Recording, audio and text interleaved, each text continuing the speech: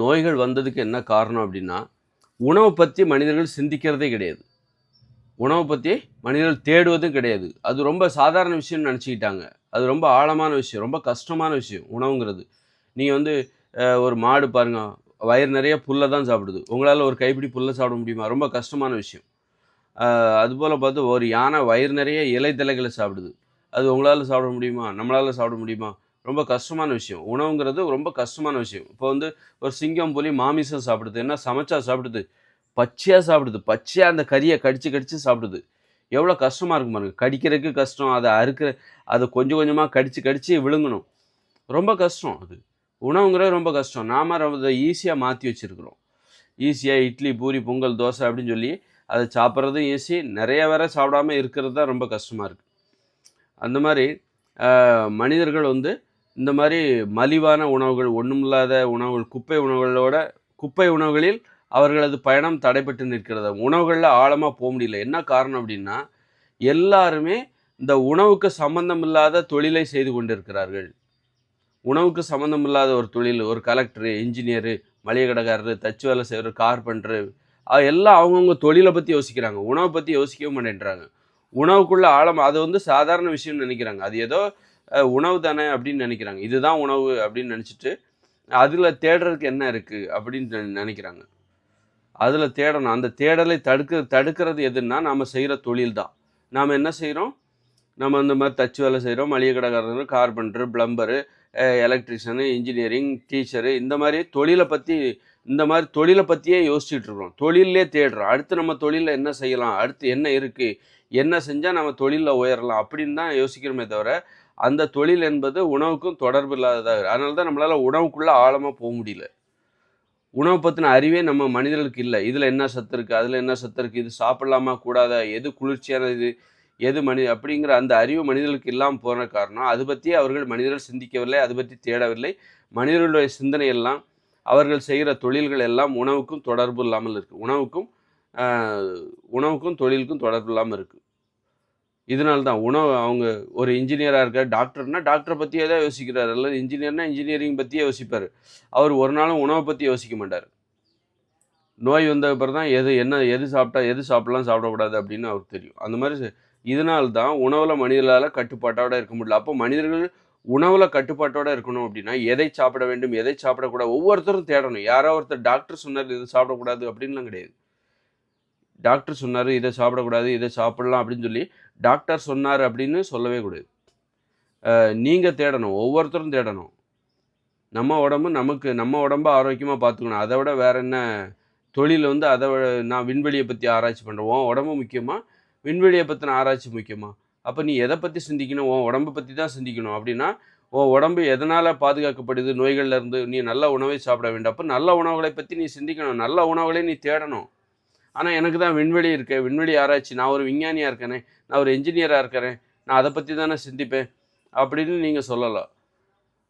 அப்ப எது உங்களுக்கு முக்கியம்? நீங்க விண்வெளிய பத்தி, உணவ பத்தி சிந்திக்காம, நான் ஒரு விஞ்ஞானிங்கிற பேர்ல நான் விண்வெளிய பத்தி தான் சிந்திப்பேன்.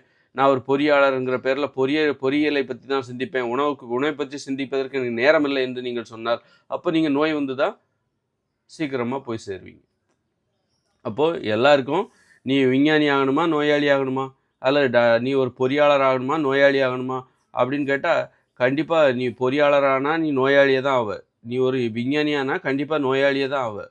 அ அப்ப ஏன்னா நீ வந்து உணவ பத்தி சிந்திப்பதற்கு வாய்ப்பில்ல. உன் தொழில பத்தி தான் நீ சிந்திப்ப எப்பவுமே. உன் தொழில்ல தான் நீ தேடுவ. அப்படி தேடுறதுனால தான் நம்ம உணவுல சிந்திக்க முடியாம போச்சு. உணவுல தேட முடியாம போச்சு. அதனால தான் நோய் வந்தது. அப்போ நோய குணப்படுத்தணும்னா, நீ எப்படி ஒரு தொழில பத்தி சிந்திக்கிறியோ, அந்த சிந்தனைய அப்படியே உணவுல சிந்திக்கணும். எத சாப்பிடணும், எத சாப்பிடக்கூடாது, உடற்பயிற்சி பண்ணணும், நல்லா தூங்கணும், இப்படி உடம்ப பத்தியே சிந்திக்கணும். உடல் ஆரோக்கியத்த பத்தியே சிந்திக்கணும். அப்படி சிந்திச்சா மட்டும் தான் ஆரோக்கியம் என்பது உனக்கு கிடைக்கும். அப்படி சிந்திக்கிற ஒருவரால எப்படி விஞ்ஞானியா இருக்க முடியும்? என் உடம்புக்கு என்ன தேவை? 8 மணி நேரம் தூக்கம் தேவை. இத சாப்பிடணுமா? அத சாப்பிடக்கூடாதா? ஏன் இத சாப்பிடணும்? இத ஏன் சாப்பிட இத எவ்வளோ சாப்பிடணும்? இந்த மாரி உணவ பத்தியே நீ தேடணும். இலைதழைகள சாப்பிடணும். அப்ப நீ எப்படி விஞ்ஞானியா இருக்க முடியும்? உன்னுடைய மூளை ஒரு விஷயத்த தான் சிந்திக்கும்.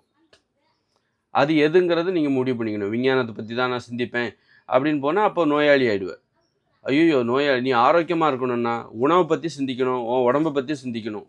உன் உடல் ஆரோக்கியத்தை பற்றி சிந்திக்கணும். அப்போ தான் ஆரோக்கியமாக இருக்க முடியும் அப்படின்னு. அப்படி இப்போ மனிதர்கள் எல்லாரும் வெவ்வேறு தொழிலை பார்க்குறதுனால தான், அவங்க சிந்தனை எல்லாம் வெவ்வேறாக இருக்கிறதுனால தான் உணவை பற்றி அவங்களுக்கு ஒன்றுமே தெரில.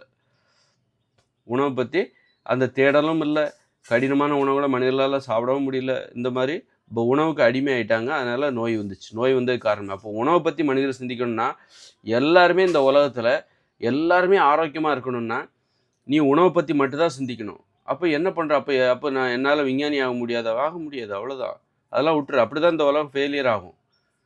ஆரோக்கியமாக வாழணுங்கிறத எல்லாருடைய நோக்கம். அப்படின்னா நீ உணவை பற்றியே தான் சிந்திக்கணும். அப்போ என்ன பண்ணணும்னா, எல்லாருமே உணவை உற்பத்தி செய்ய வேண்டும்.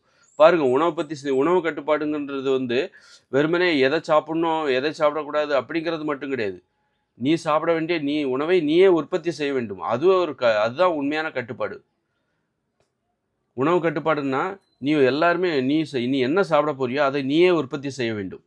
அப்போ அது எவ்வளோ பெரிய சிந்தனை பாருங்க. ஒரு விவசாயங்கிறது எவ்வளோ பெரிய சிந்தனை. எப்போ பயிரிடணும், அதுக்கு என்ன உரம் போடணும், என்ன நோய் வரும், இந்த அளவுக்கு நீ சிந்திக்க வேண்டிய அவசியம் இருக்குது. அப்படி சிந்திச்சா மட்டும்தான் உன் உடம்பு ஆரோக்கியமாக இருக்கும். உணவு கட்டுப்பாடுங்கிறது நீ எதை உற்பத்தி செய்ய வேண்டும். நீ சாப்பிடக்கூடாத உணவை நீ உற்பத்தி செய்யக்கூடாது. இப்போ நெல் சாப்பிடக்கூடாது, அரிசி சாப்பிடக்கூடாதுன்னா அதை நீ உற்பத்தி செய்யக்கூடாது. அவரவர் உணவை அவரவரே உற்பத்தி செய்ய வேண்டும். அப்படின்னா இந்த உலகத்தில் எல்லாருமே விவசாயியாக இருக்கணும். அப்போ எதை நாம் சாப்பிடக்கூடாதோ அதை நாம் உற்பத்தி செய்யக்கூடாது. அதுதானே கட்டுப்பாடு. அப்போ உணவு கட்டுப்பாடுங்கிறது உற்பத்தியிலிருந்து தொடங்குகிறது. அப்போ நமது உணவை நாம் தான் உற்பத்தி செய்ய வேண்டும். நாம் எதை சாப்பிடக்கூடாதோ அதை நாம் உற்பத்தி செய்யக்கூடாது. அப்படிங்கிற அந்த மாதிரி உணவு கட்டுப்பாடுங்கிறது அவ்வளோ ஆழமான விஷயமா இருக்குது. அப்போ எல்லாருமே விவசாயம் பார்க்க வேண்டிய கட்டாயம் வந்துடுது. எல்லாருமே அவரவர் உணவை தற்சார்பு வாழ்க்கை முறை. அவரவர் உணவை அவரவரே உற்பத்தி செய்யணும். எல்லாருமே விவசாயம் பார்க்கணும் அப்படிங்கிற கட்டாயம் வந்துடுது. விவசாயம் பார்க்கணும். விவசாயம் பார்த்து அவரவர் உணவை மட்டும் உற்பத்தி செய்தால் போதும். பிறருக்காக நீ உற்பத்தி செய்த அவரவர் உணவை அவரவரே உற்பத்தி பண்ணிட்டு போகிறாங்க. நாம் எதுக்கு மற்றவங்களுக்கு தேவையான உணவை உற்பத்தி செய்யணும்? எல்லாரும் ஒருத்தருக்கு தேவையான எல்லா உணவையும் எப்படி உற்பத்தி செய்ய முடியும் அப்படிங்கிற கேள்வியும் வரும். ஒருத்தர் அவருக்கு தேவையான அனைத்து உணவுகளையும் அவரால் அப்படி தான் விவசாயமே இருக்கணும். ஒருத்தருக்கு 2 ஏக்கர் நிலம் கொடுத்துடணும். 8 வயசுக்கு மேலே உள்ள எல்லாத்துக்கும் 2 ஏக்கர் நிலம் கொடுத்துடணும். கொடுத்துட்டு ஒரு விவசாய நிலத்தில் எல்லா மரங்களும் ஒரு 2 மரம், ஒரு மாமரம் இருக்கணும். ஒரு மாமரம் போதும். ஒரு மாமரத்தில் ஒரு வருஷத்தில் கண்டிப்பாக ஒரு 100, 200, 500 மாங்காய் காய்க்கும். கண்டிப்பாக மாம்பழம் வரும். அதுவே போதும்ல. ஒரு வருஷத்தில் ஒருத்தர் 200, 300 மாம்பழம் சாப்பிட்டா போதாது. ஒவ்வொருத்தருக்கும் ஒவ்வொரு வயல் இருக்கும் 2 ஏக்கரில். அந்த 2 ஏக்கரில் ஒரு மாமரம் இருந்தால் போதும். ஒரு கொய்யா மரம், ஒரு பலா மரம், ஒரு ஆரஞ்சு மரம், ஒரு அன்னாசி மரம், இப்படி மரங்களில் ஒன்று இருந்தாலே போதும். நிறைய பல மரங்கள் இருக்குது உலகத்தில். அது எல்லாத்தையும் ஒரு பனை மரம் இல்லை ஒரு தென்னை மரம், இந்த மாதிரி ஒரு தென்னை மரம் 2 தென்னை மரம், இப்படி எல்லா வகை மரங்களும் ஒரு விவசாய நிலத்துக்குள்ளே வந்துடணும். இந்த மாதிரி நம்ம அவ்வளோ டீப்பாக யோசிக்க வேண்டியது இருக்குது. உணவை பற்றி யோசிக்கும் போது தான் அப்போ அது சார்ந்த பிரச்சனைகளை எப்படி சால்வ் பண்ணணும் அப்படின்னு நமக்கு தெரியும். அப்போ தான் நோய்கள் இல்லாமல் மனிதர்கள் இருப்பார்கள். உணவை பற்றி நாம் சிந்திக்க வேண்டும். அப்போ நம்ம செய்கிற தொழிலே உணவு தொடர்பானதாக இருக்கணும். உணவை உற்பத்தி செய்வதாக இருக்க வேண்டும். அப்போ தான் நம்ம உணவை பற்றி யோசிப்போம்.